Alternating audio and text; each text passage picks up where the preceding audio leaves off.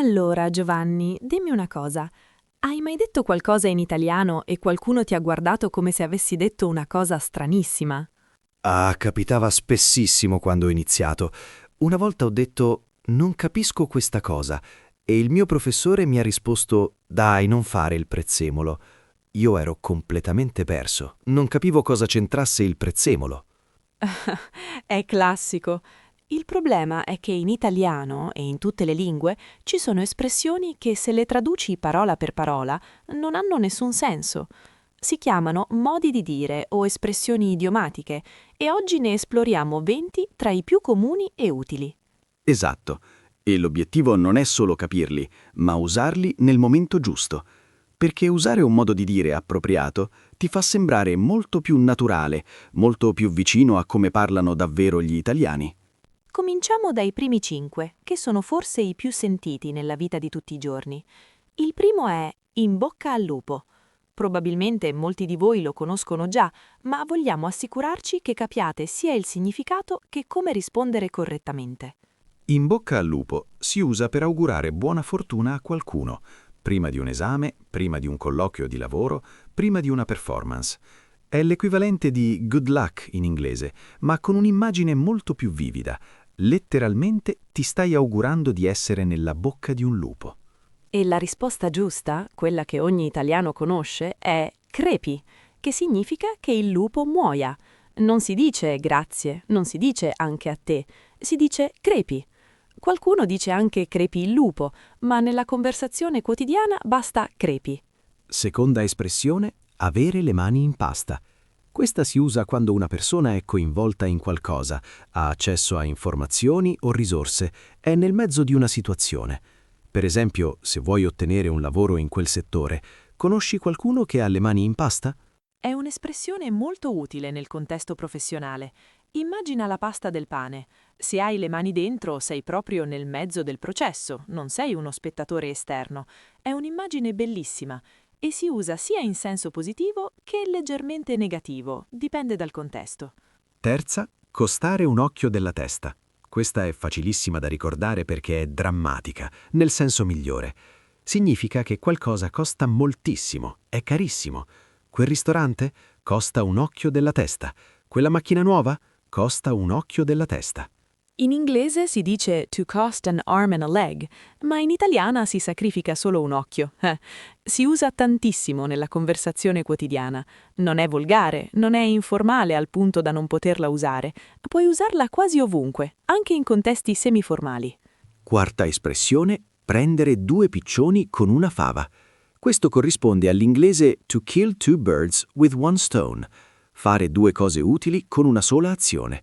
Se vado in centro a fare la spesa e ne approfitto per passare in banca, ho preso due piccioni con una fava.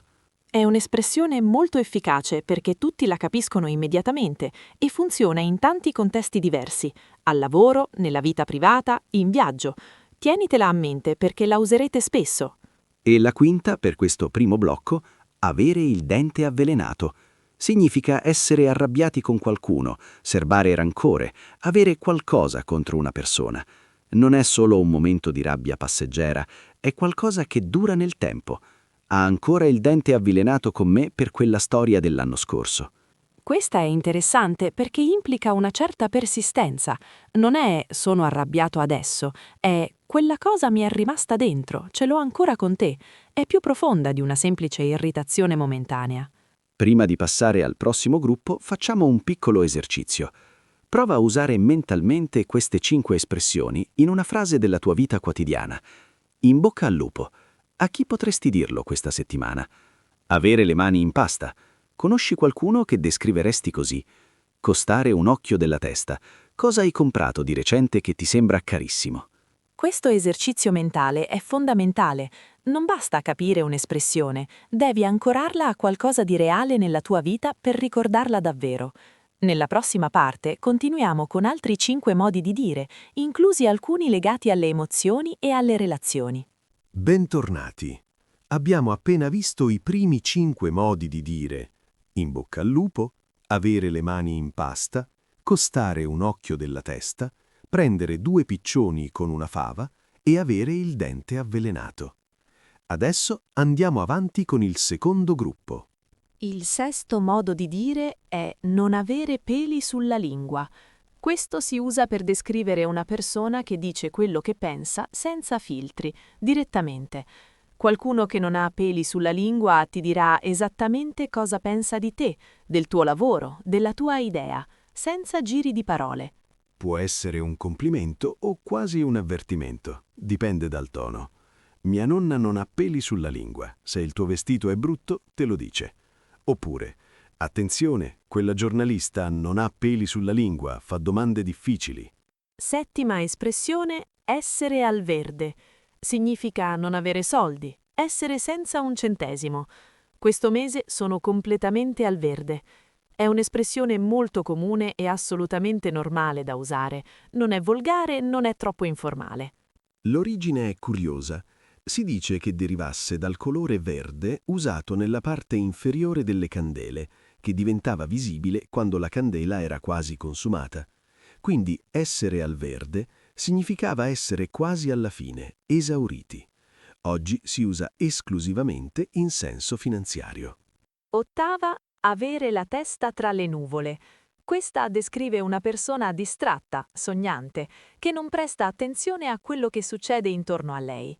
Non si è accorto di niente, aveva la testa tra le nuvole come sempre.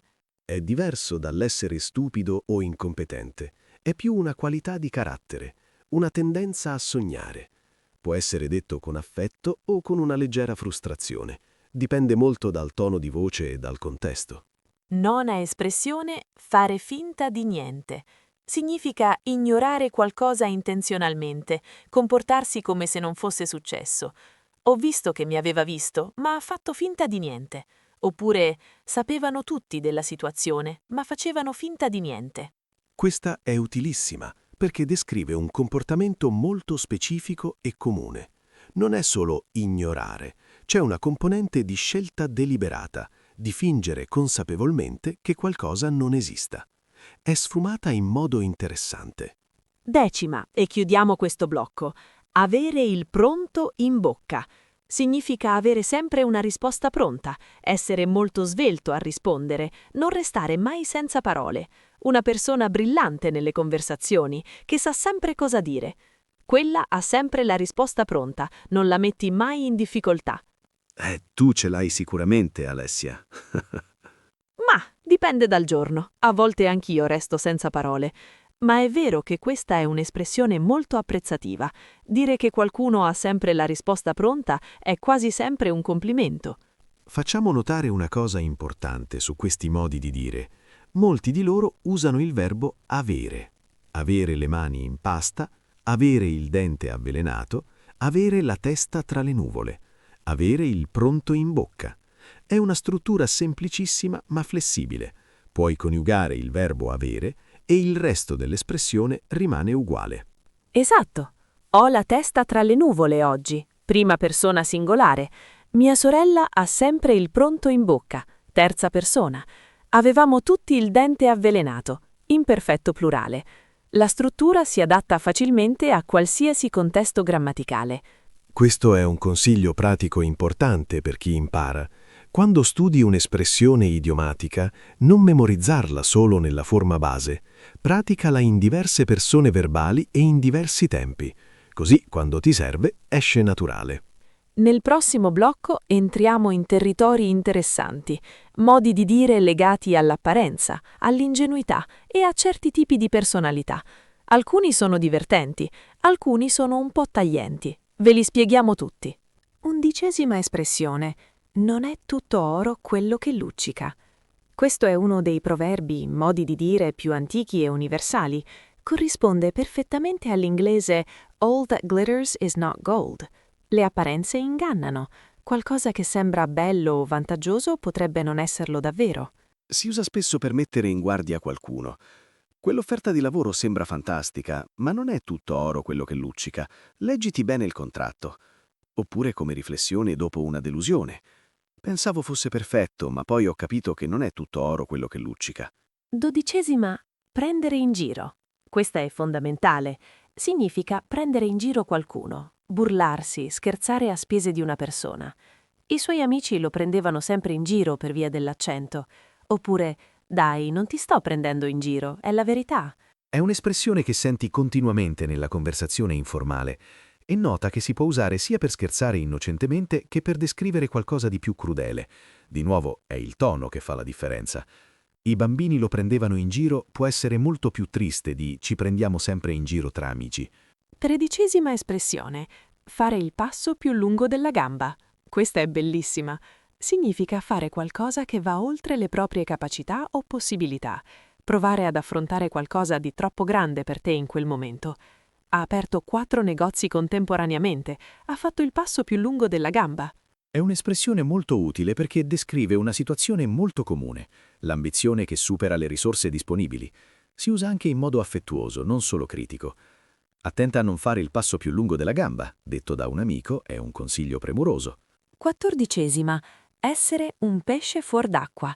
Qualcuno che si sente a disagio, fuori posto, in un ambiente che non gli appartiene. A quella festa con tutti i manager era un pesce fuor d'acqua, non conosceva nessuno e non sapeva di cosa parlavano. In inglese si dice esattamente uguale, a fish out of water. È uno di quei casi in cui l'immagine è identica tra le due lingue, il che la rende facilissima da ricordare per chi studia l'italiano partendo dall'inglese. 15ª, e chiudiamo la terza parte, avere la coda di paglia. Questa è una delle mie preferite. Significa essere in colpa, sentirsi a disagio perché si sa di aver fatto qualcosa di sbagliato, reagire in modo esagerato alle critiche perché si sente toccati nel vivo.